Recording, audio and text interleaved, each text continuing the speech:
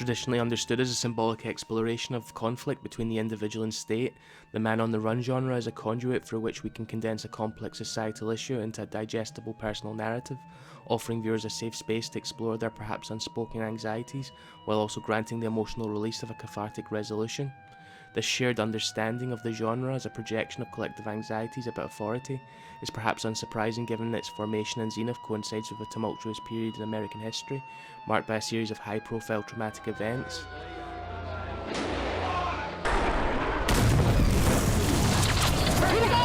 Electrocuted, that was my impression. Senator Kennedy has been shot. Is that Martin Luther King had been shot? That he's ever seen. There's the president waving goodbye, and you hear the applause. However, as noted by author Patrick A. Jankowitz, one of the most prominent entries in the genre, CBS's The Incredible Hulk, Johnson 1978, contains a fundamental deviation from the formula. While other entries in the category universally centre around an external authoritative pursuit, such as the military or law enforcement, The Incredible Hulk portrays a unique scenario in which a man is pursued internally, Jankowitz 2011. The show's protagonist, Dr. David Banner, played by Bill Bixby, is a man running not from the authorities but from himself, or more specifically part of himself, the Hulk. Although an external pursuer exists within the series in the form of tabloid journalist Jack McGee, played by Jack Colvin, he poses no significant threat to Banner or the Hulk, instead serving only as a reminder of Banner's fear that his internal conflict may be exposed. This often overlooked alteration to the genre's established conventions shifts the Incredible Hulk's focus from the symbolic representation of external conflict, man versus state, to an internal one, man versus self. It's a sentiment shared by the series creator Kenneth Johnson, who once said, "Hulk was about facing things inside of yourself and learning how to deal with them." 2011, 109. This prompts the inquiry, what aspects of the self were preoccupying viewers in 1970s America, and how might they have been explored within The Incredible Hulk? This work argues that The Incredible Hulk inadvertently captured a social phenomenon, commonly referred to as the Crisis of Masculinity, in which white working class and middle class American males experienced a sense of diminished social status and became unsure of their place within society, and struggled to reconcile traditional ideas of hegemonic masculinity with the rapidly evolving gender roles, economic circumstances and political environment of the 1970s. While the causes for this crisis are varied and beyond the scope of this video, writing in 1994, Stephen J. Dukat described the cumulative psychological effects of the crisis as follows. The result is that many men are caught in the middle, unsure of what they're supposed to be or do, confused by the new expectations and the new rules. 1994, page 4. Wonder Woman, the other popular superhero series of the period's adaptation of feminism, was intentional yet superficial. The Incredible Hulk's exploration of masculinity was latent and unconscious, and as such requires excavation through the implementation of a psychoanalytical lens. We undertake this process knowing that valid criticism of applied psychoanalytic approaches exists. Film's inherent ambiguity, the subjectivity of the reader, and the lack of supportive empirical data, Bordwell 1989, should give the viewer and essayist pause at the thought of reaching a definitive reading. This does not mean, however, that the exercise is without value.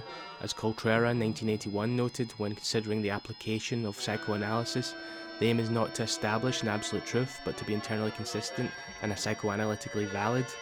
Herein we apply a psychoanalytical approach not for the purpose of revealing individual character motivations, but rather as a means by which to explore the symbolic significance of characters and their struggles as an expression of a collective psychic dilemma faced by the male viewership. A process Gavard referred to as the explication of underlying cultural mythology 2001-5. Given its focus on the collective unconscious and an archetypal symbolism, a Jungian analytical framework will be utilised to interpret Dr. David Banner's struggles with the Hulk as a symbolic representation of the integration of persona and shadow archetypes. Additionally, we will examine how this interpretation relates to the crisis of masculinity, stemming from the shifting ideological perspectives of the 1970s. The Jungian conception of the self is anchored in the notion of the persona, which denotes the conscious facets of ourselves that we project outward. As Jung noted, the persona represents that which in reality is not, but which one, as well as others, thinks one is. 1968, 123. This construct highlights the influence of the collective unconscious in shaping our sense of identity, and as Jung further noted, the persona is a compromise between the individual and society as to what a man should appear to be. 1966, 158. Therefore, the persona can be regarded as a reflection of the cultural and societal norms that inform our self-perception. The Incredible Hulk was produced during a period of social upheaval and changing gender roles, in which the traditional paradigm of masculinity, emphasizing strength, dominance, and emotional stoicism, was becoming outdated. In response, a new form of masculinity, commonly referred to as the New Man, emerged. This new archetype rejected traditional masculinity and embraced emotional expressivity, nurturance, and intimacy, Faludi, 1999, while R.W. Connell noted in her book Masculinities, 1995, that the rejection of traditional masculinity was at the core of the new man's being.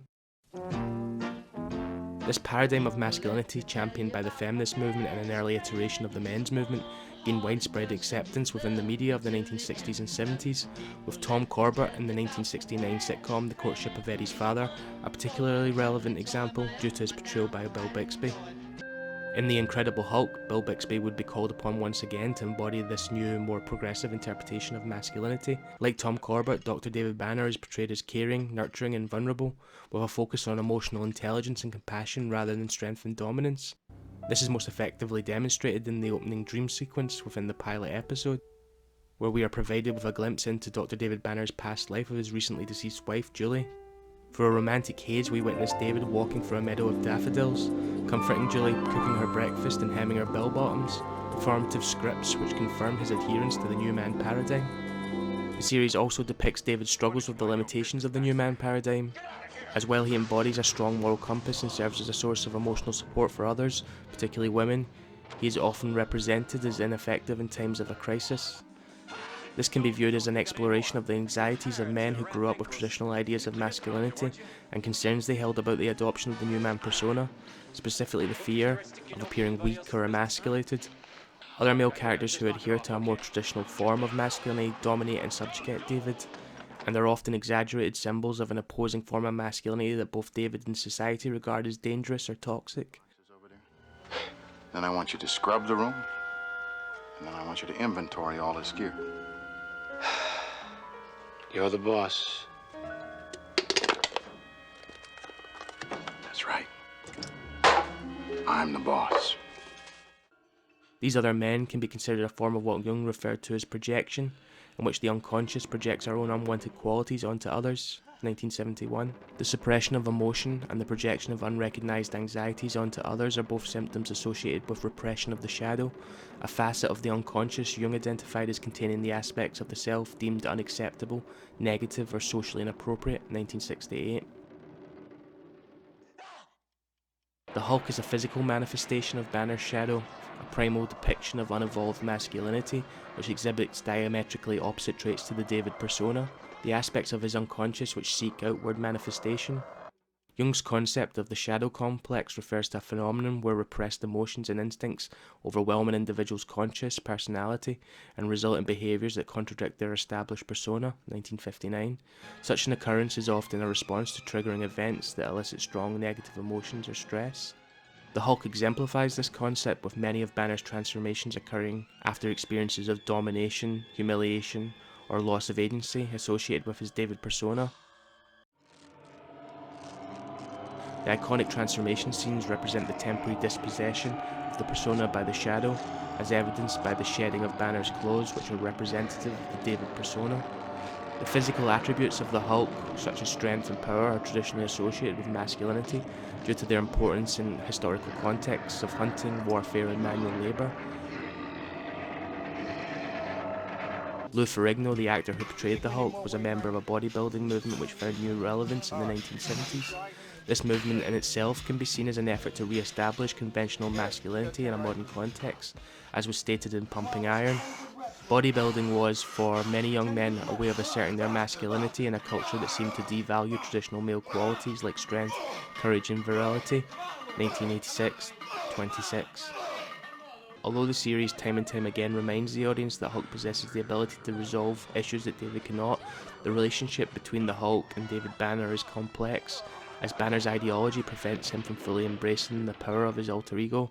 You're strong, you're healthy, you've got the strength. Oh, how good it was, I haven't forgotten, and I want it back. You want to ruin your life? It's ruined mine. This rejection of masculine power is emblematic of the broader cultural sentiments of the 1970s, where traditional masculinity was often demonized in a misguided attempt to promote gender equality. Further insight is provided into the Incredible Hulk's latent concern with masculinity by exploring the psychic crisis which instigates the narrative, the circumstances surrounding Julie's death. Jung made frequent references to our dreams as portals into the subconscious realm, and it is here where we uncover the reason for David's masculine anxieties. The dream sequence we utilised earlier to illustrate David's conformity to the new man paradigm also reveals his core anxiety, as it evolves into a nightmare.